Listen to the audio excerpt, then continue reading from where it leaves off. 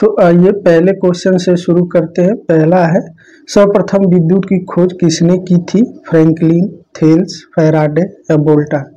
तो सर्वप्रथम विद्युत की खोज किसने की थी? आपके थेल्स ने। बी वाला ऑप्शन आपका सही हो जाएगा, यानी कि थेल्स ने सर्वप्रथम विद्युत की खोज की थी। अगला दूसरा, स्थैतिक विद्युत की खोज किसने की थी? तो स्थैतिक विद्युत की खोज किसने की थी? ये भी थेल्स ने ही की थी, यानी बी वाला आंसर आपका सही हो जाएगा, यानी कि थेल्स। आगे बढ़ते हैं। देखिए आगे इसी से संबंध जो भी महत्वपूर्ण बिंदु है इनको रखा गया है। देखिए लिखा, विद्युत की खोज सर्वप्रथम 2500 वर्ष पूर्व यूनानी वैज्ञानिक थेल्स ने की थी। उन्होंने घर्षण के द्वारा एबोनाइट की छड़ को रेशम से रगड़कर कागज के छोटे छोटे टुकड़े को आकर्षित करने में सफलता पाई थी, और इसकी व्याख्या बेंजामिन फ्रैंकलिन ने की थी। तो जब व्याख्या की बात हो तो फ्रैंकलिन, और खोज की बात हो तो थेल्स। देखिए स्थैतिक विद्युत की खोज किसने की थी? तो थेल्स ने। और स्थैतिक विद्युत की व्याख्या किसने की थी? फ्रैंकलिन ने। और चल विद्युत की व्याख्या की थी माइकल फैराडे ने। और चल विद्युत की खोज की थी वोल्टा ने। तो इस पॉइंट को भी आप लोग ध्यान रखेंगे। आगे अगले क्वेश्चन पर देखते हैं। अगला क्वेश्चन क्या है? दिया है कि कितने वोल्टेज होने पर व्यक्ति को झटका का अनुभव होता है? तो ये ऑप्शन है आपके 50, 80, 100 और 70 वोल्ट। तो जब भी 90 वोल्ट से अधिक हमें वोल्टेज होता है, 90 वोल्ट से अधिक, तो हमें विद्युत का एक झटका का अनुभव होता है। तो ये ऑप्शन आपको सी इसमें हो जाएगा, कि यानी कि 100 वोल्ट होने पर विद्युत का झटके का अनुभव होगा। आगे है, निम्नलिखित में से प्रोटॉन का आवेश होता है। तो इसमें आपको बताना है कि प्रोटॉन का आवेश, तो प्रोटॉन एक धनावेशित होता है, और जो इलेक्ट्रॉन के जितना आवेश होता है वही प्रोटॉन का होता है, लेकिन ये धनावेशित होता है। तो ये ऑप्शन आपको 1.6 × 10⁻⁻19 कूलाम, यानी ये होगा आपका ऑप्शन ए में। ये ऑप्शन आपका सही हो जाएगा। ठीक है, इसी से कुछ महत्वपूर्ण बिंदुओं को रखा गया है, इसको भी देख लेते हैं। देखिए इसमें है कि प्रोटॉन पर आवेश, ये क्वेश्चन सारे जो एग्जाम पॉइंट ऑफ व्यू से महत्वपूर्ण है सबको इसमें इंक्लूड किया गया है। तो इसे ध्यान से आप लोग पढ़ेंगे, और सारे जितने भी महत्वपूर्ण जो एग्जाम आने वाले हैं आपके, उसमें सबके लिए ये महत्वपूर्ण होने वाला है। देखिए प्रोटॉन पर आवेश ये पॉजिटिव होता है, तो 1.6 10⁻⁻19 कूलाम।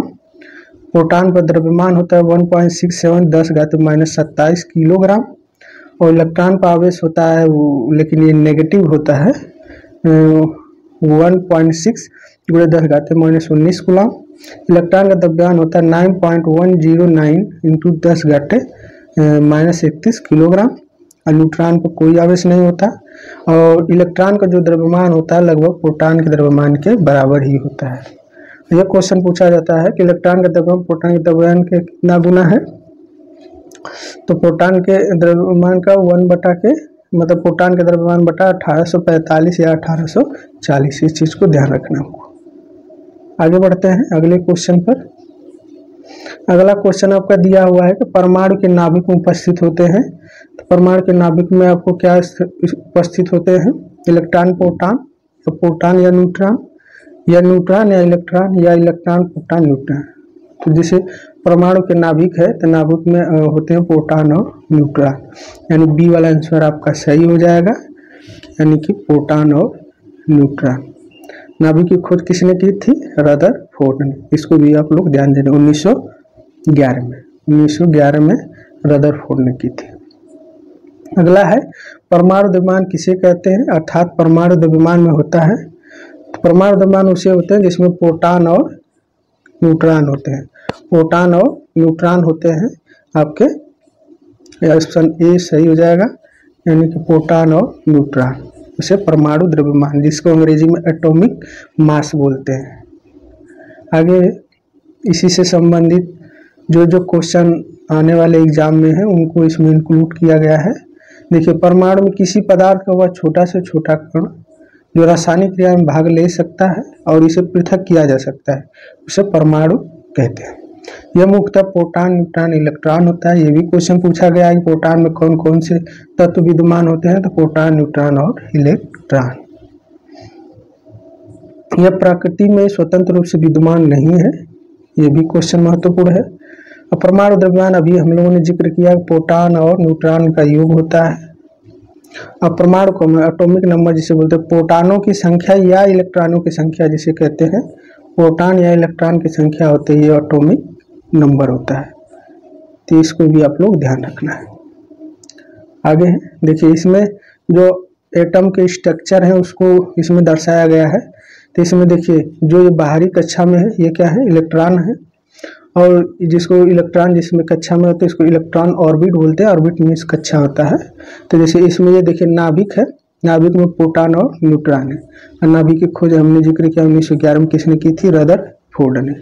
इसमें वही चीज़ दर्शाया गया है कि इसमें देखिए जो ग्रीन से है वो एक इलेक्ट्रॉन है, जो ब्लू से है वो न्यूट्रॉन है, और जो रेड कलर से वो प्रोटॉन है, और ये ऑर्बिट को दर्शा रहे हैं। तो ये चीज़ें आपको ध्यान रखनी है। आगे बढ़ते हैं 7वें प्रश्न पर। 7वां प्रश्न है हम लोग का कि निम्नलिखित में से आवेश का मात्रक नहीं है। तो देखिए आवेश का मात्रक कूलाम भी होता है, स्टेप कूलाम भी होता है, स्टेट कूलाम, एम्पियर सेकेंड भी होता है, और कूलाम प्रति सेकेंड नहीं होता। यानी डी वाला आंसर आपका गलत है, यानी ये आंसर आपका सही हो जाएगा। यानी कूलाम प्रति सेकेंड आवेश का मात्रक नहीं होता है। ठीक है। 8वां निम्नलिखित में से बोल्ट किसका मात्रक नहीं है। तो देखिए बोल्ट किसका किसका मात्रक होता है, विद्युत वाहक बल का होता है, विभव का भी होता है, विद्युत क्षेत्र का नहीं होता, विभवांतर का भी होता है। यानी कि ऑप्शन हम लोग का सी हो जाएगा, यानी कि विद्युत क्षेत्र का मात्रक नहीं होता बोल्ट। इसी से संबंधित आगे है, देखिए इसमें दिया है कि विद्युत वाहक बल किसी चालक पदार्थ में से विद्युत धारा को एक स्थान से दूसरे स्थान तक प्रवाहित करने वाला बल विद्युत वाहक बल कहलाता है। यानी कि अगर मान ले ये स्थान ए है और ये स्थान बी है, तो यहाँ से यहाँ तक जो भी हमें करंट प्रवाह यानी धारा का प्रवाह करना है, तो इसको ले जाने का काम कौन करेगा, ईएमएफ यानी इलेक्ट्रोमोटिव फोर्स, जिसको विद्युत वाहक बल बोलते हैं, ले जाने का काम। और देखिए आगे इसमें है, जिसका मात्रक वोल्ट है इसे बी से दर्शाते हैं, ये भी महत्वपूर्ण है। विभवांतर के बारे में जानते हैं। देखिए विभवांतर क्या कहता है कि जब किसी चालक में, कहता है कि जब किसी चालक में विद्युत धारा प्रवाहित होती है तो उसके सिरों में विभव में कुछ अंतर पैदा होता है, जिसे विभवांतर कहते हैं। बिना विभवांतर के विद्युत धारा का प्रवाह हो ही नहीं सकता है। जैसे अगर मान लीजिए ए स्थान ए है और बी है, अगर यहाँ पर भी 10 वोल्ट है, यहाँ पर भी 10 वोल्ट है, तो विभव में तो कुछ अंतर आया ही नहीं, कोई अंतर नहीं, यानी 0 वोल्ट का अंतर है। तो यहाँ पर धारा का प्रवाह किसी भी माध्यम से नहीं होने, यही धारा का एक कारण होता है विभवांतर।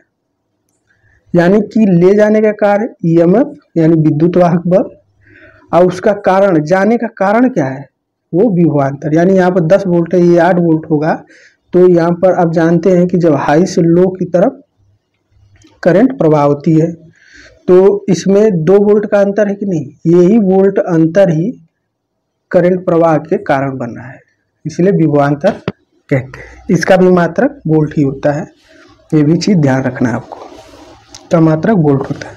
विभव का भी जान लेते, इसके इकाई आवेश को अनंत दूरी से किसी बिंदु तक लाने में किया गया का है। इसका फार्मूला है, बहुत बेस्ट है। देखिए W बराबर W/Q, ये इसका फार्मूला है। इसका होता है जूल, इसका जूल प्रति कूलाम, जैसे इसका मात्रक जूल प्रति कूलाम या वोल्ट होता है, ये दोनों आता है। 1 जूल प्रति कूलाम बराबर 1 वोल्ट के लिए। तो ये होता है, ये लिखते हैं इकाई आवेश, कोई आवेश से अनंत दूरी से, मतलब अनंत दूरी मतलब डिफाइंड नहीं है कितनी दूरी है, उस दूरी से जो लाने में किया गया कार्य वही हो जाएगा आपका विभव या वोल्टेज बोलते हैं, पोटेंशियल। इसका भी मात्रक वोल्ट होता है। आगे बढ़ते हैं 9वें प्रश्न पर। आपका 9वां प्रश्न है, निम्नलिखित में से कूलाम के नियम को दर्शाता है। तो हम लोग जानते हैं कूलाम का नियम क्या है, 2 आवेशों को हम लोग K बराबर Q1 Q2 अपॉन R², ठीक है। R क्या है, दूरी है, यानी 2 आवेश हैं, एक Q1 है एक Q2 है, इनके जो बल है F, इन बल को दर्शा रहा है, ठीक है। तो ये किसमें आपके ये वाला ऑप्शन है, ये ऑप्शन आपका सही हो जाएगा, ये ऑप्शन आपका सही हो जाएगा। अब बराबर के क्यों, के क्या है, नियतांक है, के क्या है, कूलाम का नियतांक है, जिसके आगे हम लोग जिक्र करेंगे इसके बारे में। 10वां है निम्नलिखित में से विद्युत धारा का मात्रक है, तो विद्युत धारा का मात्रक कूलाम प्रति सेकेंड, एम्पियर ए बी दोनों वोल्ट प्रति सेकेंड। तो ये क्या है, कूलाम प्रति सेकेंड भी होता है और एम्पियर होता है, क्योंकि आई का आई बराबर होता है dq बाई dt। तो ये कूलाम प्रति सेकेंड भी हो गया और एक एसआई मात्रक एम्पियर भी होता है। तो ये चीज ध्यान रखना, यानी सी वाला आंसर हम लोग का सही हो जाएगा। आगे है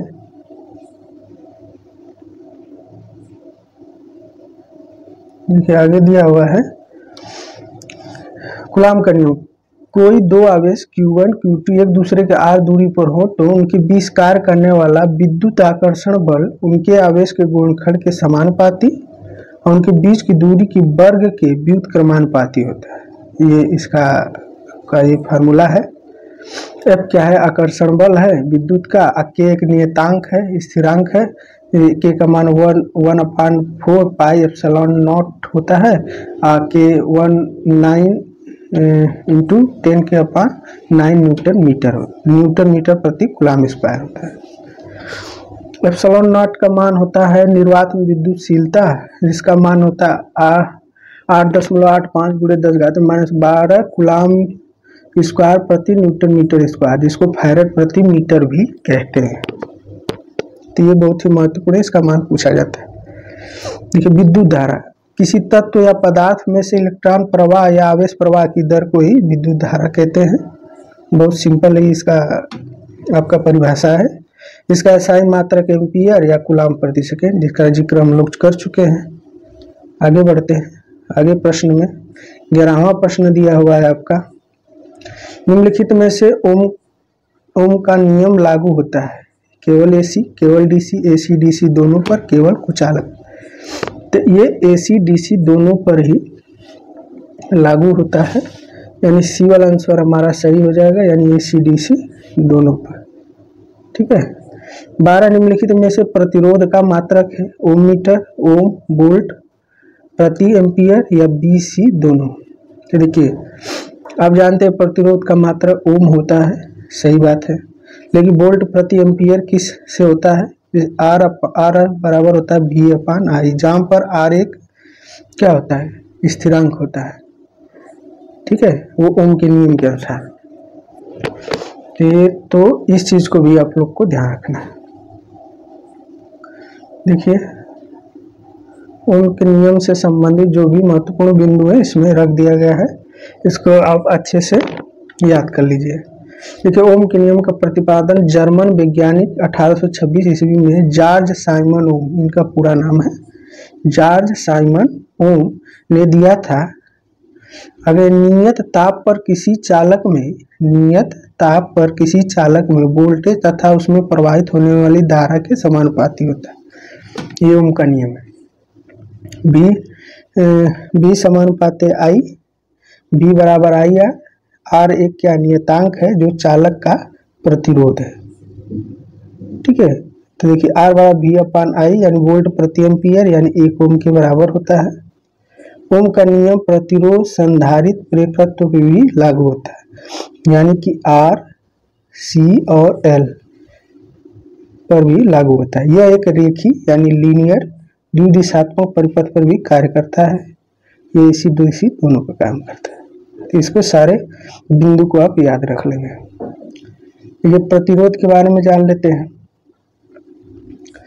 देखिए, किसी पदार्थ का वो गुण जिसके कारण वो अपने में से होने वाली विद्युत धारा के प्रवाह का क्या करता है, विरोध करता है। यानी कि विद्युत धारा के प्रवाह का जो विरोध करता है प्रतिरोध है, उसे प्रतिरोध करते हैं।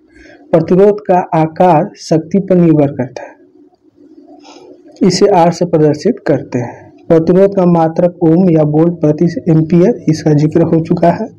चालक के प्रतिरोध को प्रभावित करने वाले कारक, जैसे अगर तापमान बढ़ाएंगे तो प्रतिरोध बढ़ेगा, तापमान बढ़ाने से चालक का प्रतिरोध भी बढ़ता है। फिर अलग अलग पदार्थ में अलग अलग प्रतिरोध होता है। और चालक की लंबाई बढ़ाने से प्रतिरोध भी बढ़ता है। इसका ये अनुप्रस्थ काट का क्षेत्रफल घटने से प्रतिरोध बढ़ता है, क्योंकि ये व्युत्क्रमानुपाती होता है।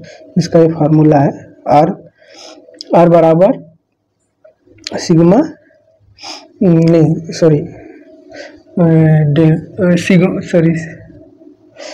रो L/A ओम। और रो क्या है? एक विशिष्ट प्रतिरोध, जैसे प्रतिरोधकता बोलते हैं। आगे इसी से संबंधित क्वेश्चन है, आगे देखते हैं। 13 नंबर, निम्नलिखित में से विशिष्ट प्रतिरोध या प्रतिरोधकता निर्भर करता है तापमान, पदार्थ की प्रकृति, ए बी दोनों, इनमें से कोई भी। तो ये विशिष्ट जो प्रतिरोध होता है ये किसी लंबाई पर निर्भर नहीं करता, न तो अनुप्रस्थ काट के क्षेत्रफल पर निर्भर करता है। ये तापमान और पदार्थ के प्रकृति यानी बनावट पर निर्भर करता है, यानी कि बी सी ऑप्शन आपका सही हो जाएगा, ए और बी दोनों। निम्नलिखित में से चालकता का मात्रक है, चालकता कंडक्टेंस जिसको बोलते हैं, चालकत्व भी बोलते हैं, मात्रक नहीं है पूछा है। देखिए इस चीज को ध्यान दीजिए। तो साइमन होता है, साइमन आपका होता है, मोहो होता है, प्रति ओम होता है, ओम मीटर नहीं होता, यानी कि डी वाला आंसर आपका गलत हो जाएगा, यानी कि कंडक्टेंस से मात्रक ओम मीटर नहीं होता है। आगे बढ़ते हैं।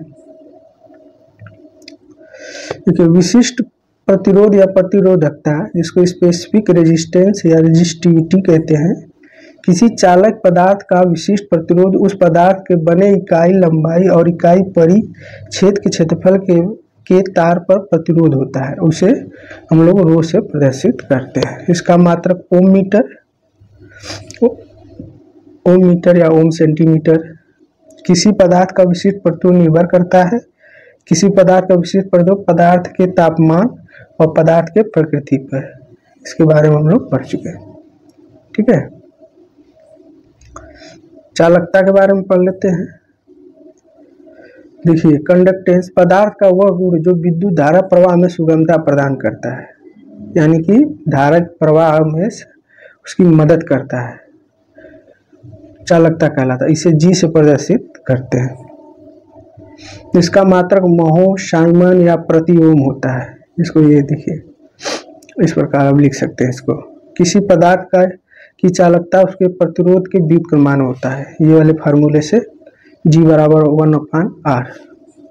किसी पदार्थ का तापमान बढ़ाने से चालकता घटती है, ये है। तापमान अगर बढ़ा रहे हैं तो चालकता क्या होगी? घटेगी। क्यों? तापमान बढ़ाने से जब प्रतिरोध बढ़ेगा तो चालकता क्या होगी? घटेगी। 15 है, निम्न में से प्रतिरोधों का समूहन के प्रकार है समांतर क्रम, श्रेणी क्रम, ए बी दोनों या इनमें से कोई नहीं। ये दो है, यानी कि समांतर और श्रेणी, इसको पैरेलल और सीरीज क्रम बोलते हैं। अगला है कि व्हीटस्टोन ब्रिज का प्रयोग किया जाता है धारा के लिए, वोल्टेज के लिए, अज्ञात प्रतिरोध के लिए, शक्ति के लिए। तो अज्ञात प्रतिरोध ज्ञात करने के लिए हम इसका प्रयोग करते हैं, यानी ऑप्शन सी अज्ञात प्रतिरोध के लिए। देखिए आगे है, प्रतिरोध का समूहन दो प्रकार से किया जाता है, समांतर क्रम जैसे पैरेलल कॉम्बिनेशन बोलते हैं। इस समूह में सभी प्रतिरोध का पहला सिरा और एक साथ तथा दूसरा सिरा एक साथ जोड़ दिया जाता है। जैसे ये प्रतिरोध है ए, ये प्रतिरोध है 2, ये प्रतिरोध है 3, ठीक है। 1 2 मान लिए, 1 2 1 2, ये प्रतिरोध के पहला दूसरा, तो इसको पहला पहले के साथ दूसरा दूसरे के साथ जोड़ देंगे तो ये कॉम्बिनेशन कैसा हो जाएगा आपका? ये हो जाएगा समांतर क्रम में। तो वही कह रहा है इस समूह में सभी प्रतिरोध का पहला सिरा एक साथ, यानी पहला सिरा एक साथ और दूसरा सिरा एक साथ जोड़ देंगे तो पैरेलल में हो जाएगा। इसका फार्मूला होता है 1/R 1/R1 plus 1/R2 dash dash. अब जितना भी प्रतिरोध जोड़ते हैं उतना जुड़ता जाएगा। इसमें क्वेश्चन पूछता क्या है, वो बिंदु बहुत ही महत्वपूर्ण है। लिखा है इस क्रम का, ये वाला है। देखिए इस क्रम का प्रयोग समान वोल्टेज और भिन्न भिन्न धारा के लिए किया जाए, यानी जब वोल्टेज समान होगी, वोल्टेज समान और जब धारा भिन्न भिन्न होगी, धारा भिन्न भिन्न होगी तो कौन सा क्रम में जोड़ेंगे आप, कौन सा क्रम होगा, समांतर क्रम। इस चीज को ध्यान रखना। उसी तरह श्रेणी क्रम के कैसे है, देखिए इस क्रम में पहला प्रतिरोध दूसरे प्रतिरोध के दूसरे सिरे से, दूसरे प्रतिरोध के पहले सिरे से तथा दूसरे प्रतिरोध का दूसरा सिरा तीसरे प्रतिरोध के पहले सिरे से, यह श्रेणी क्रम को दर्शा रहा है। देखिए मान लीजिए ये है आपका 3 प्रतिरोध है, 3 प्रतिरोध है, पहला दूसरा पहला दूसरा पहला दूसरा। तो कह रहा है कि पहले प्रतिरोध के दूसरे सिरे को और दूसरे प्रतिरोध के पहले सिरे से, देख रहे हैं, और दूसरे प्रतिरोध के दूसरे सिरे से और तीसरे प्रतिरोध के पहले सिरे से। तो ये कॉम्बिनेशन आपका कैसा बन जाएगा, आपका बन जाएगा सीरीज का। तो इसका होता है टोटल R बराबर R1 plus R2 plus R3 dash जितना भी जोड़ते जाएंगे, ये सीरीज क्रम हो जाएगा। इसका महत्वपूर्ण है ये भी, ये घरों में जो वायरिंग करते हैं उस क्रम में लगाते हैं समांतर में, और जो डेकोरेशन लाइट होती है, झालर होते हैं, उसमें श्रेणी क्रम में हम प्रयोग किए देते हैं। देखिए इसका समान विद्युत और भिन्न भिन्न वोल्टेज के लिए, ठीक उसका उल्टा हो जाएगा, ठीक है। यानी जब अलग अलग धारा और समान धारा और अलग अलग विद्युत वोल्टेज के लिए अगर यूज करना है तो श्रेणी क्रम में आपको जोड़ना होगा। आगे है व्हीटस्टोन ब्रिज। देखिए यह एक अज्ञात प्रतिरोध को ज्ञात करने के लिए प्रयोग किया जाता है। यदि गैल्वेनोमीटर G, इसे G से दर्शाते में प्रवाहित धारा का मान क्या हो, 0 हो, तो ब्रिज संतुलित है।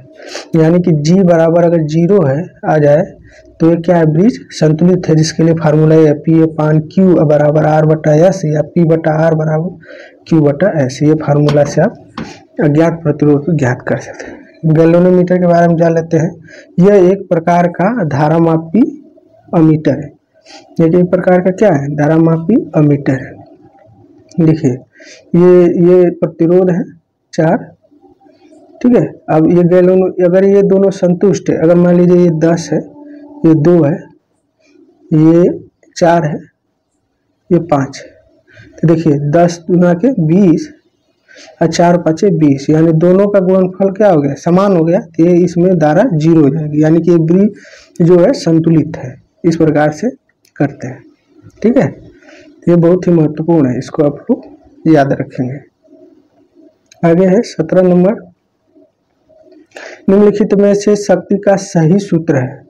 तो देखिए शक्ति का कौन कौन सा सूत्र है, P बराबर VI होता है, पहला सही है। P बराबर I² R होता है, दूसरा भी सही है। P/V² R भी होता है, D वाला भी सही है, लेकिन P बराबर V/R नहीं होता, यानी कि आपका C वाला आंसर गलत हो जाएगा कि P बराबर V/R नहीं होता है। अगला 18, निम्नलिखित में से धारिता का सूत्र है। तो देखिए धारिता का सूत्र इसमें हमें बताना है। तो देखिए C बराबर Q/V होता है, तो ये तो ठीक है। देखिए आपका Q बराबर CV भी होता है, Q बराबर CV, Q बराबर CV, तो ऐसा ऑप्शन तो कोई दिया नहीं है। C बराबर दिया है V/Q, तो ये तो पॉसिबल है नहीं। C बराबर Q/V, Q/V, ये भी पॉसिबल है नहीं। डी वाला इनमें से कोई नहीं, यानी ए वाला ऑप्शन आपका सही हो जाएगा, यानी C बराबर Q/V।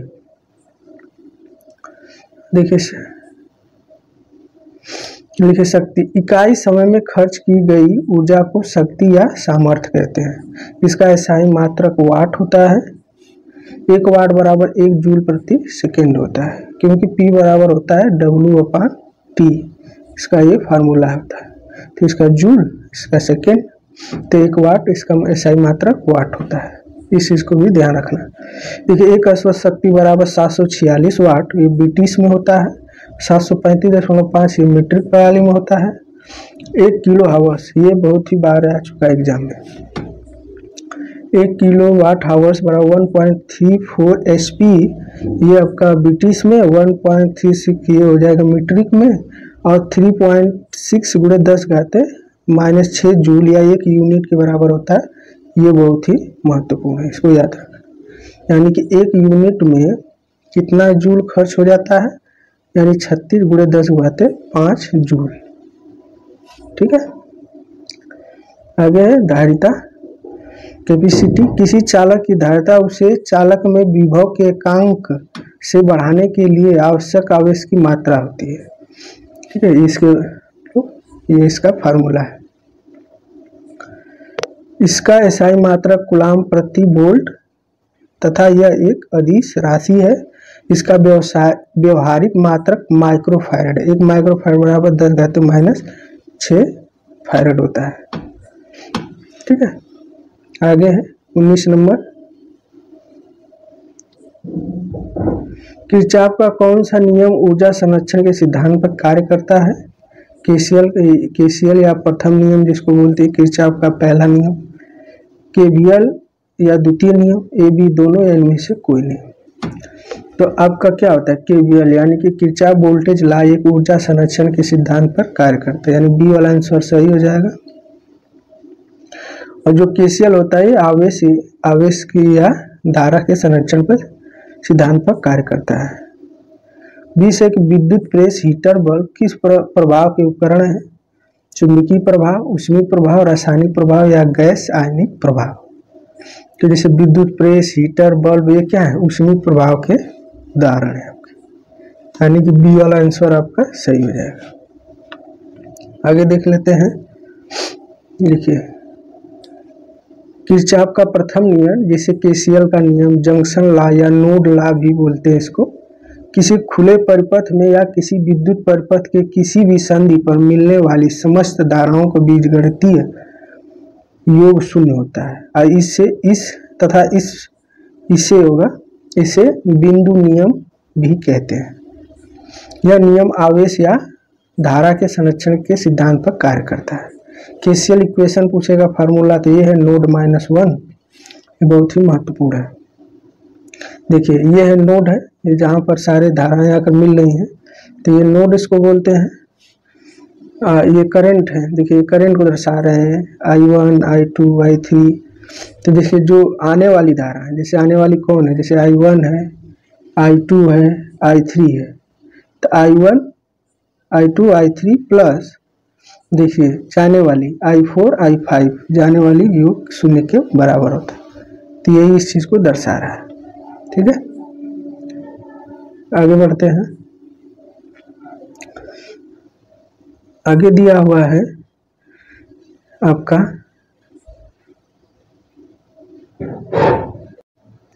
तो दूसरा आपका दिया हुआ है किरचॉफ का द्वितीय नियम, केवीएल का नियम भी बोलते हैं, लूप लॉ भी बोलते हैं। किसी बंद परिपथ या किसी विद्युत परिपथ में किसी भी बंद को लूप पर मिलाने, बंद मतलब नोड को लूप पर मिलाने वाली समस्त वोल्टेज का बीजगणितीय योग शून्य होता है। तो देखिए ये कह रहा समस्त वोल्टेज, यानी कि जो ये वोल्टेज ड्रॉप को दर्शाता है, ये टोटल वोल्टेज को दर्शाता है। इनका समस्त योग शून्य के बराबर होता है। यह नियम ऊर्जा के संरक्षण के सिद्धांत पर आधारित है। ये बहुत ही महत्वपूर्ण है। और ये देखिए ये पूरा लूप है, यहाँ पर ये वोल्टेज है, ये वोल्टेज ड्रॉप को दर्शाएंगे। तो देखिए टोटल ये voltage V1 V2 = 0। KVL in the branch -node +1। ये क्वेश्चन बहुत ही महत्वपूर्ण है, इसको भी आप याद रखें। तो ये वीडियो आपको कैसा लगा कमेंट बॉक्स में जरूर लिखें और ज़्यादा से ज़्यादा अपने मित्रों में शेयर करें। बस आज के लिए इतना ही। जय हिंद, जय भारत।